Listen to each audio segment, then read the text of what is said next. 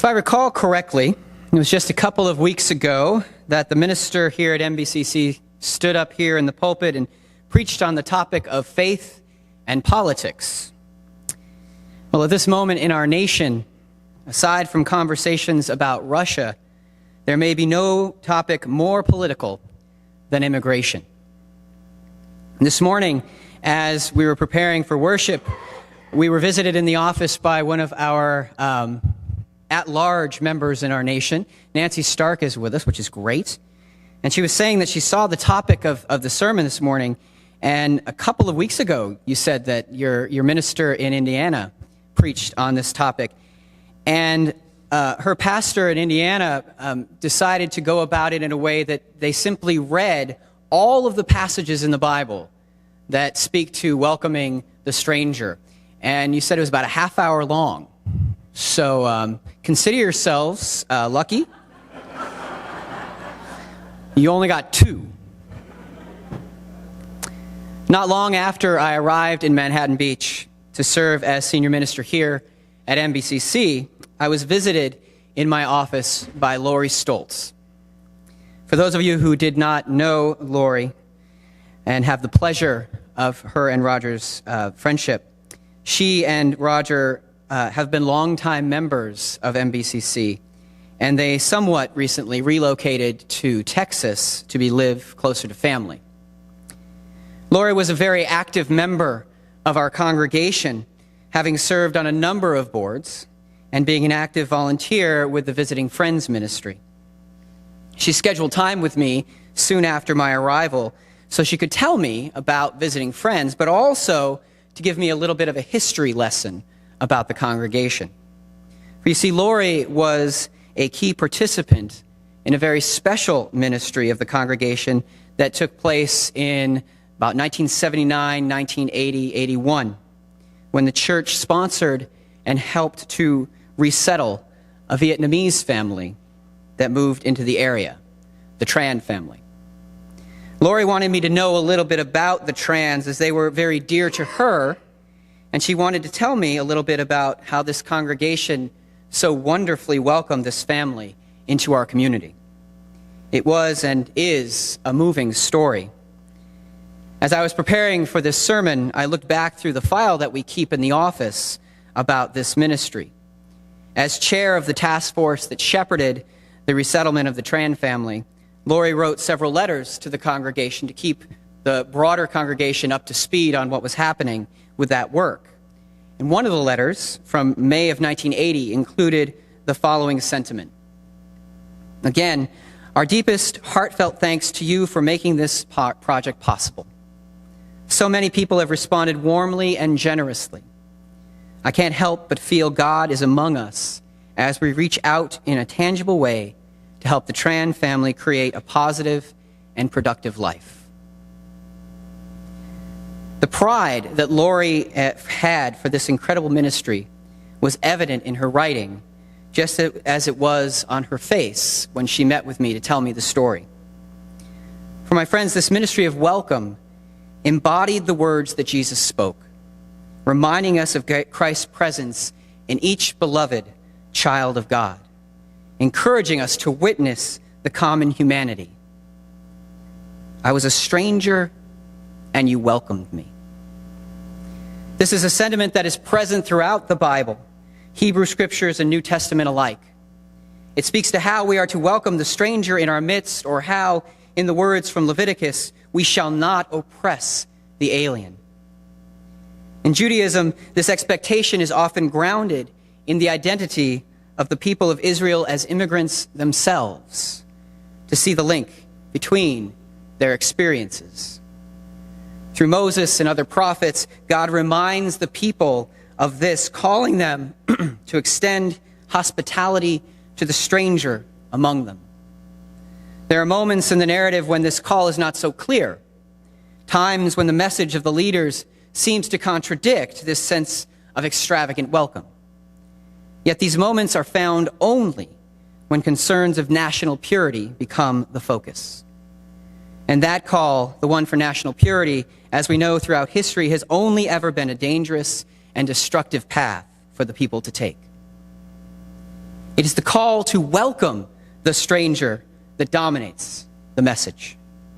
It is a lesson from Jesus' Jewish upbringing that he carries forward into his own teaching. And it is the lesson that has remained a consistent value in our Christian faith from the very beginning. So it's interesting that such a basic concept, offering hospitality and welcome to the stranger, has become such a politically charged issue of faith. Now, I'm not naive. I understand that on its face, again, something so simply stated is not without complexity in its practice. Yet we are a congregation that has demonstrated commitment to this ideal, not just in our words, but in our actions as well. We are a congregation that publicly claims this ideal of extravagant welcome each Sunday morning when we gather, saying no matter who you are and where you are on life's journey, you are welcome here.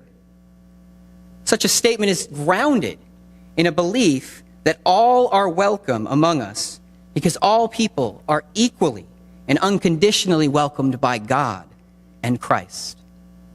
And my friends, that sense of welcome cannot be said to apply only to the space within these walls. Should we embrace this broader understanding of our sense of welcome, how does this call to welcome the stranger, how does this value of the Christian faith inform how we engage in the dialogue that is taking place in our nation today? How does it inform the actions we take and the statements we make as individuals and as a gathered community of faith? As I'm sure we all know, the political nature of this issue has never really been in doubt. Despite our country's origins as a nation of immigrants, immigration has always been a difficult topic. And our nation has gone through various periods of time when our national sense of welcome has been, shall we say, less than extravagant. In those moments, there have been many who have asked whether we were or are living up to the inscription on the Statue of Liberty. Give me your tired, your poor, your huddled masses yearning to breathe free, the wretched refuse of your teeming shore. Send these, the homeless, tempest-tossed, to me. I lift my lamp beside the golden door. In such words, intended or not, we can hear the echo of the lesson that Jesus taught about welcoming the least of these. And as Americans, we can take pride in this sentiment.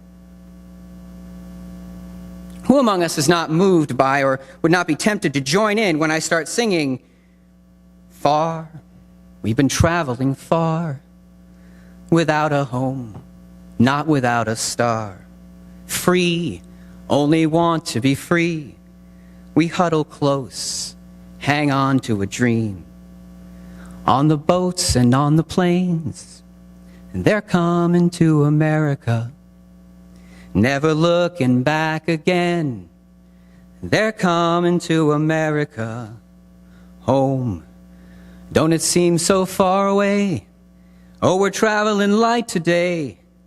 In the eye of the storm, in the eye of the storm." For those who don't know, that is Neil Diamond, among my favorite lyrical theologians. By the way, born in Brooklyn, New York, to a Jewish family descended from Russian and Polish immigrants. My friends, this sense of pride runs deep, and I believe the pride we hold for such a commitment to those in need, those looking for a place to embrace their dreams, is not reserved to one party or another. Yet as we know too well, we are in a time in our nation where common ground is not so easily found and almost never acknowledged. And that sense of commitment to welcoming the stranger, to being a place of refuge for those fleeing difficult circumstances, begins to waver as we again get bogged down on our sides and as the troubling rhetoric rises. This morning, setting apart the partisan wrangling, I ask this question: is this a matter of faith? It will come as no surprise to you that I believe the answer is yes. I think I covered that 2 weeks ago. Yet that answer becomes even clearer when one of our national leaders makes the bold choice to quote Paul's letter to the Romans, referencing his faith to justify government actions to separate children from their parents. But that, while not the point upon which I wish to focus, points to the larger issue. For with regard to the matter of immigration, our faith's perspective, as articulated throughout the Bible and as echoed throughout the history of our faith, finds its grounding in our humanity. Put another way, whatever your perspective about the immigration policies of our nation, our faith demands that they be humane, that they consider the personhood of the people impacted by our laws. Simply put, separating children from their parents is inhumane. Placing children in cages is inhumane. Again, what was it that Moses is credited with saying in the book of Leviticus? When an alien resides with you in your land, you shall not oppress that alien. The alien who resides with you shall be to you as the citizen among you. You shall love the alien as yourself. For you were aliens in the land of Egypt. I am the Lord your God. And the fact that this treatment has not yet been fully remedied should be cause for us as Christians to speak up and demand better of our leaders, no matter their party affiliation. For our faith calls us to place the humanity of others above all other designations. Before we should even debate the matter of the rights and or responsibilities of immigrants, before we discuss the defining of people as illegal, and before we talk about walls, we must, as Christians, remember that we are talking about people, beloved and valued children of God. They are not things. They are not animals. Let us begin there. My friends, I understand that the issue of immigration, legal or not, is an important matter for our nation.